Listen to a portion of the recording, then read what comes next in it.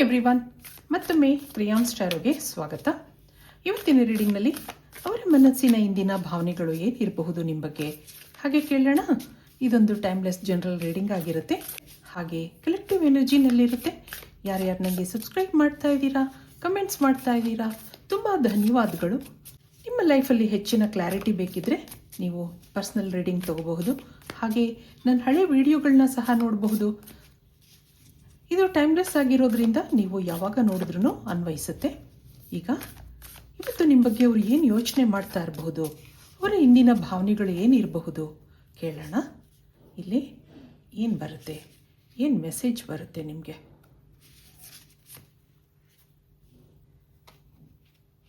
B devoted and committed ಅಂತ ಯೋಚನೆ ಮಾಡ್ತಾ ಇದ್ದಾರೆ. Be brave and honest. ಇಲ್ಲಿ ಇಂಟೆಂಟ್ ಆ್ಯಂಡ್ ಕ್ರಿಯೇಟ್.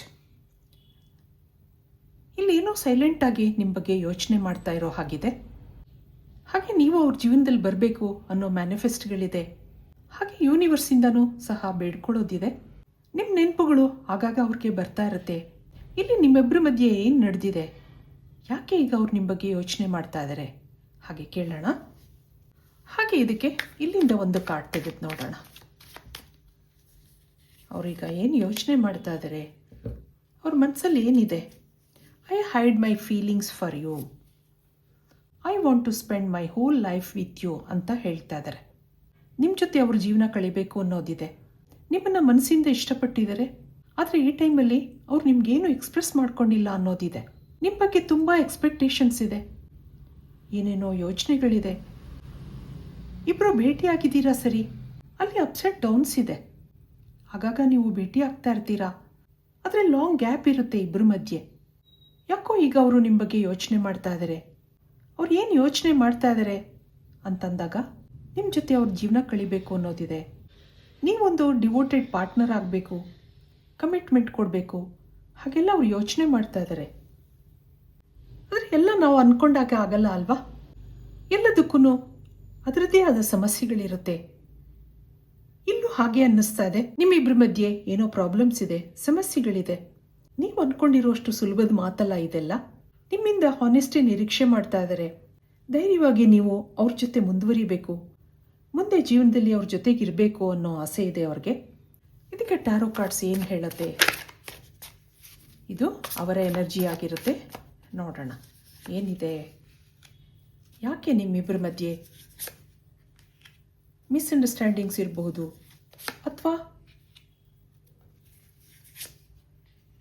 ಇಲ್ಲೊಂದು 9 ಆಫ್ ಕಪ್ಸ್ ಬರ್ತಾ ಇದೆ.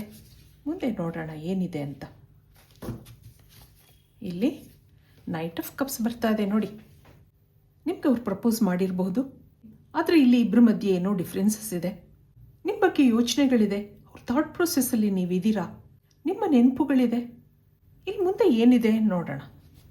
ಇಲ್ಲೊಂದು ವೇಟಿಂಗ್ ಎನರ್ಜಿ ಬರ್ತಾ ಇದೆ. ನೀವು ಅವ್ರಿಗೋಸ್ಕರ ಕಾಯ್ತಾ ಇದ್ದೀರಾ.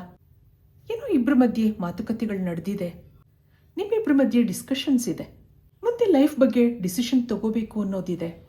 ಆದರೆ ಮಧ್ಯೆ ಸಮಸ್ಯೆಗಳು ಅಡ್ಡ ಬಂದಿರೋದ್ರಿಂದ ನಿಮ್ಮಿಬ್ಬರ ಮಧ್ಯೆ ಇಲ್ಲಿ ಸ್ಪೇಸ್ ಇದೆ. I need more time to think ಅನ್ನೋದು ಬರ್ತಾ ಇದೆ.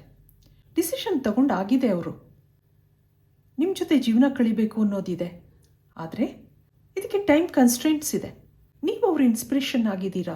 ನಿಮ್ಮನ್ನು ನೆನಪಿಸ್ಕೊಂಡಾಗ ಏನೋ ಪಾಸಿಟಿವಿಟಿ ಇದೆ, ನಿಮ್ಮ ಜೊತೆ ಲೈಫ್ ಕಳಿಬೇಕು ಅನ್ನೋದಿದೆ.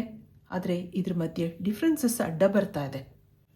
ಏನೋ ಏಜ್ ಡಿಫ್ರೆನ್ಸ್, ರಿಲಿಜನ್ ಅಥವಾ ಫ್ಯಾಮಿಲಿ ಇಶ್ಯೂಸ್ ಇರಬಹುದು.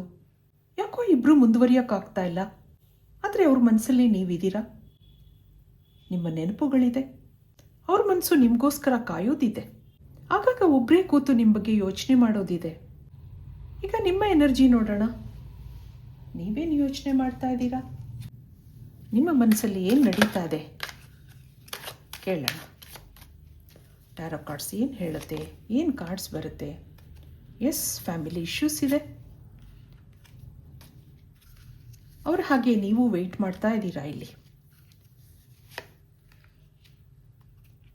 ಇಲ್ಲೊಂದು ಡೆವಿಲ್ ಕಾರ್ಡ್ ಬರ್ತಾ ಇದೆ, ಟೆಂಪರೆನ್ಸ್ ಇದೆ, ಹಾಗೆ ಜಸ್ಟಿಸ್ ಬರ್ತಾ ಇದೆ. ಇಲ್ಲಿ 4 ಆಫ್ ಸಾರ್ಡ್ಸ್ ಇದೆ. ಹೌದು, ಈ ಟೈಮಲ್ಲಿ ಸ್ಪೇಸ್ ಇದೆ. ಇಬ್ಬರೂ ಸೈಲೆಂಟ್ ಆಗಿದ್ದೀರಾ, ಆದರೆ ಇಬ್ಬರು ಮನಸ್ಸು ಕನೆಕ್ಟ್ ಆಗಿದೆ. ಫ್ಯಾಮಿಲಿ ಇಶ್ಯೂಸ್ ಇದೆ, ಏನೋ ಕಂಟ್ರೋಲಿಂಗ್ ಎನರ್ಜಿ ಬರ್ತಾ ಇದೆ.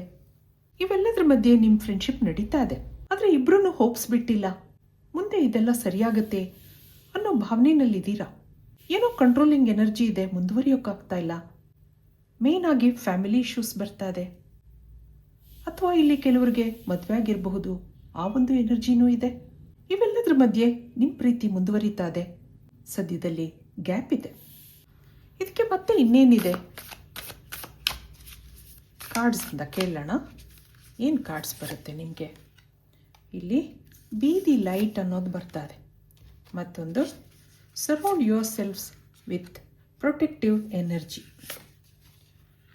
Trust your instincts, trust your talents in changing times, trust in the higher forces ಅನ್ನೋದು ಬರ್ತಾ ಇದೆ. ಆ ಡಿವೈನ್ ಎನರ್ಜಿನಲ್ಲಿ ನೀವು ನಂಬಿಕೆ ಇಟ್ಕೋಬೇಕಾಗುತ್ತೆ. ಯಾರ ಜೀವನದಲ್ಲಿ ಸಮಸ್ಯೆಗಳಿರಲ್ಲ ಹೇಳಿ, ಆದರೆ ಅದಕ್ಕೋಸ್ಕರ ನಮ್ಮ ಪ್ರಯತ್ನ ಮಾಡಬೇಕಾಗತ್ತೆ, ದೇವರ ಸಹಾಯ ಕೇಳಬೇಕಾಗತ್ತೆ ಅನ್ನೋದು ಇಲ್ಲಿ ಬರ್ತಾ ಇದೆ. ಇಲ್ಲಿ ಏಂಜಲ್ ಗೈಡೆನ್ಸ್ ನಿಮ್ಗೆ ಏನಿದೆ ಅಂದಾಗ ಕೆಲವು ಒಳ್ಳೆ ಕೆಲಸಗಳನ್ನ ಮಾಡಿ ಆ ಒಂದು ಪಾಸಿಟಿವಿಟಿ ನಿಮ್ಮ ಲೈಫಿಗೆ ಬರುತ್ತೆ.